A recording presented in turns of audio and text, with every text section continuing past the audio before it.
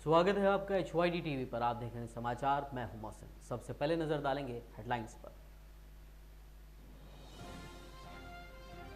Andhra Pradesh university के VC ने किया दावा, कहा टेस्ट ट्यूब बेबी थे कौरव।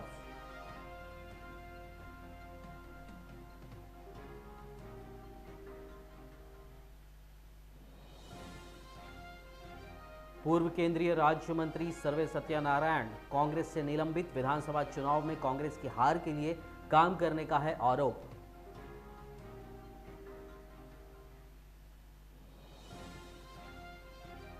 राजा सिंह का एक और विवादित बयान, कहा मुस्लिम प्रोटेम स्पीकर के सामने नहीं लेंगे शपथ।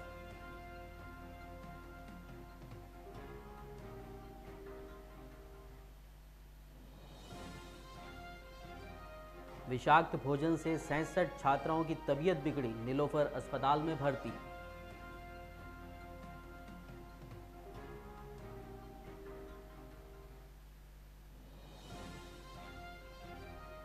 राष्ट्रीय स्तर पर फिर एक बार बैंक कर्मचारियों की हड़ताल का ऐलान।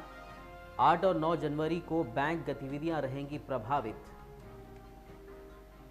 और अब खबरें विस्तार से। आंध्र यूनिवर्सिटी के वाइस चांसलर जी नागेश्वर राव ने भारतीय विज्ञान कांग्रेस में दावा किया कि कौरवों का जन्म स्टेम सेल और टेस्ट ट्यूब तकनीकों से हुआ था और भारत ने हजारों साल पहले ही इस ज्ञान को हासिल कर लिया था।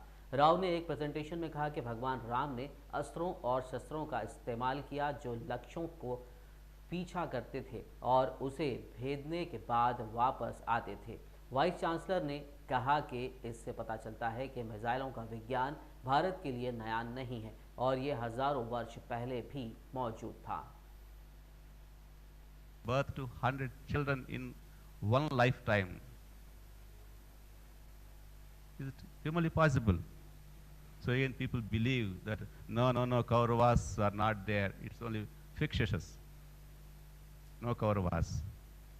But now we believe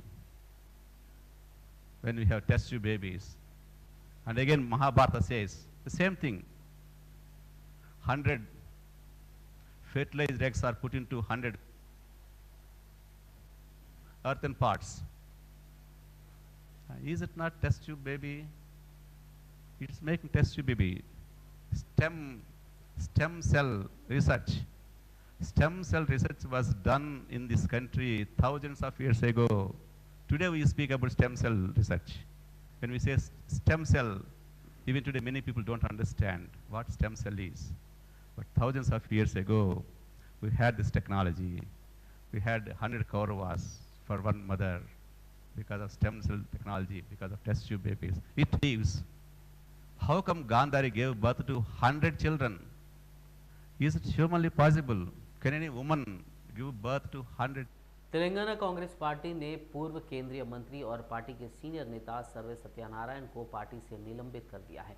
उन पर आरोप है कि उन्होंने हाल के विधानसभा चुनाव में कांग्रेस की हार के लिए पीसीसी अध्यक्ष उत्तम कुमार रेड्डी और प्रभारी कुंतिया को जिम्मेदार बताते हुए गंभीर आरोप लगाए हैं। गांधी भवन में एक बैठक के दौरान सर्वे सत्यानारायण ने काफी हंगामा किया और पार्टी के एक नेता पर पानी की बोतल भी फेंकी। 2009 में मल्काजगिरी संसदीय क्षेत्र से सफल होने के बाद सर्वे सत्यानारायण मनमोहन सिंह मंत्रिमंडल में मंत्री भी रहे थे।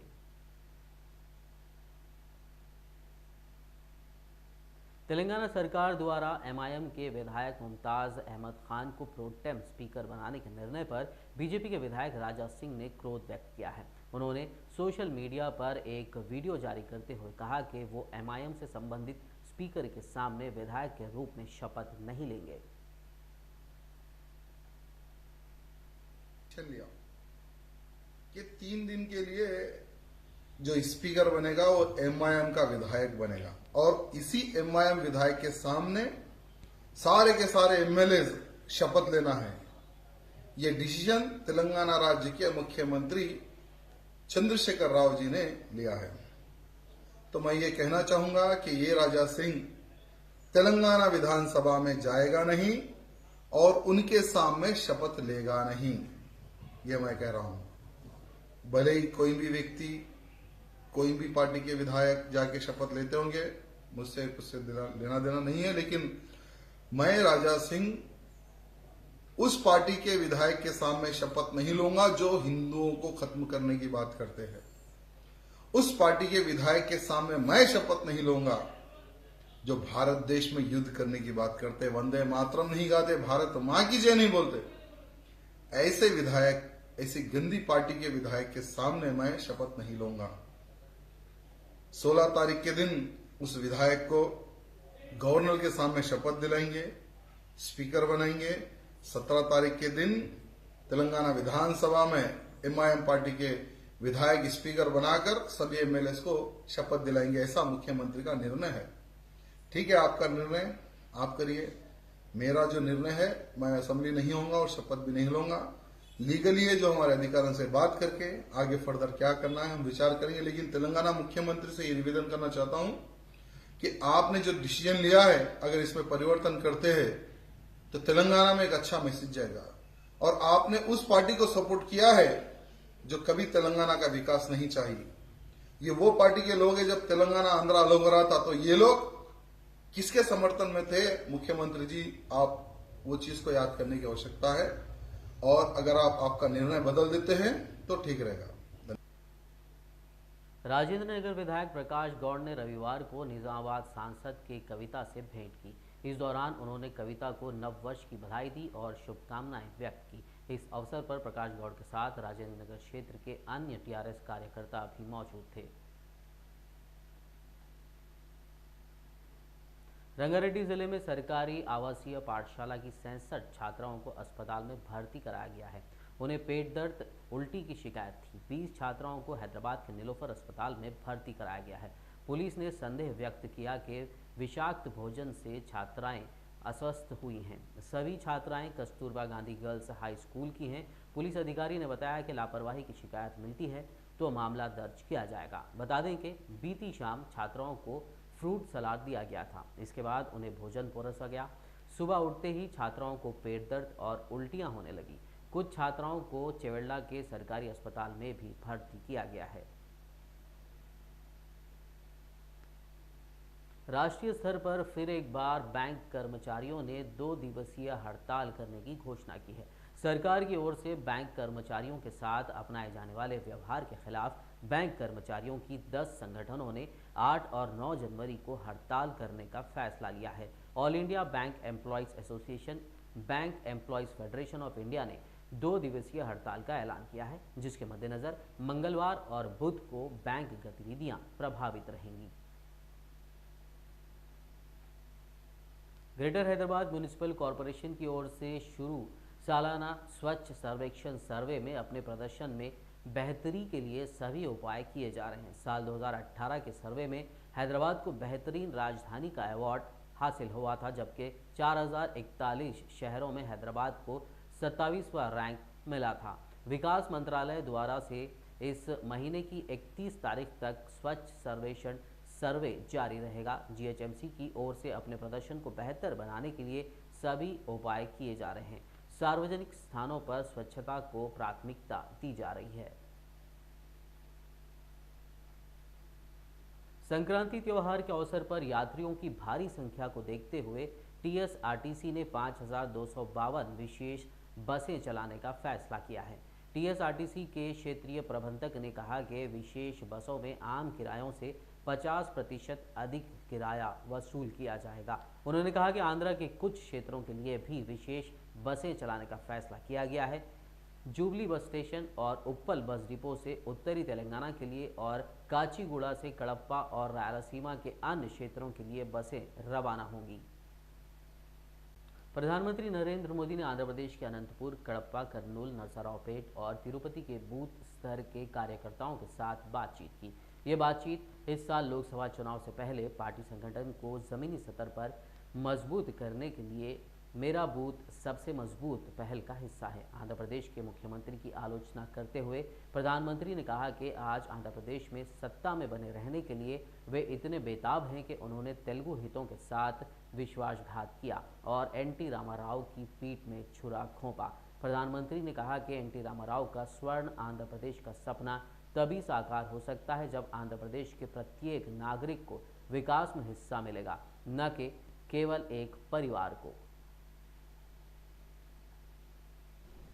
Those in power in Andhra Pradesh are so desperate to save their power that they betrayed Telugu interests. How is Telugu pride served? By neglecting people and sacrificing their interests for power? How is Telugu pride served? By lying and abusing Modi day and night just because you are worried you will lose power? How is Telugu pride served? By daydreaming about becoming Prime Minister when you have failed as a Chief Minister? Telugu pride can only be restored when you put the interest of Andhra Pradesh above your political interests and lust for power. The Chief Minister is so fixated with the rise of his own son, he does not realize how his policies and corruption can lead to sunset of the state. NTR was a true icon of Telugu pride. NTR never forgave Congress for hurting Telugu pride and its betrayal of Telugu interests. NTR dream of a Swarna Andhra Pradesh will be realized when every citizen of Andhra Pradesh enjoys the fruits of development and not just one family. Swarna Andhra Pradesh will be scripted by the youth power, by the youth power of all Telugus. Those in power in Andhra Pradesh are Rafale सौदे को लेकर कांग्रेस के तेवर और कड़े होते जा रहे हैं। रविवार को एक बार फिर से कांग्रेस अध्यक्ष राहुल गांधी ने रफाल सौदे को लेकर रक्षा मंत्री निर्मला सीतारामन पर पलटवार किया और हिंदुस्तान एरोनॉटिकल लिमिटेड यानी HAL कंपनी को 1 लाख करोड़ रुपए की खरीद का आदेश देने को लेकर झूठ बोलने का आरोप लगाया। कांग्रेस अध्यक्ष राहुल गांधी ने रविवार को ट्वीट करते हुए मोदी सरकार पर एक और निशाना साधा। उन्होंने ट्वीट किया है कि जब आप एक झूठ बोलते हैं तो उसे छुपाने के लिए कई झूठ बोलने पड़ते हैं। रफाल डील को लेकर पीएम मोदी की झूठ को बचाने के चक्कर में रक्षा मंत्री को संसद में झूठ बोलना पड़ा। राहुल ने अपने ट्वीट में कहा कि सोमवार को रक्षा मंत्री को संसद के सामने वो कागजात पेश करने चाहिए जिसमें ये जिक्र है कि सरकार ने HAL को 1 लाख करोड़ रुपए के ऑर्डर दिए हैं या फिर वो अपना इस्तीफा दे दें। न्यूज़ बुलेटिन में फिलहाल इतना ही। अन्य प्रोग्राम्स और छोटी बड़ी खबरों के लिए देखते रहिए HYD TV।